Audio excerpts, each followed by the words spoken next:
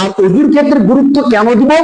আবু হুরায়রা রাদিয়াল্লাহু তাআলা থেকে একটা হাদিস আছে, তিনি যখন ওযু করতেন, আমরা তো কোন পর্যন্ত শুধু ধুই, তো তিনি কোন না একবার গোড়া পর্যন্ত তিনি ধুইতেন এবং পা ধোয়ার সময় উপর পর্যন্ত ধুইতেন।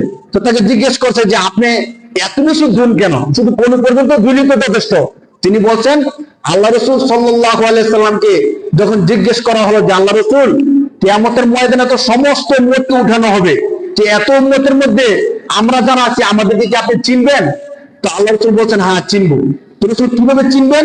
তো আল্লাহ রাসূল বলছেন, দেখো অনেকগুলো ঘোড়ার মধ্যে যদি সাদা কালো বা লাল কিছু ঘোড়া ছেড়ে দাও, তো এই ঘোড়াগুলিকে চিনা যাবে কিনা? কহ চিনা যাবে। আল্লাহ রাসূল বলছেন যে শোনো, হাসরের ময়দানে আমার উম্মত যারা হবে নামাজি, তারা যে ওযু করছে এই ওযুর অঙ্গগুলো হাসরের ময়দানে ঝলমল করতে থাকবে। সুবহানাল্লাহ। এই তাদের ঝলমল অঙ্গগুলো দেখেই আমি তাদেরকে চিনে ফেলবো। সুবহানাল্লাহ।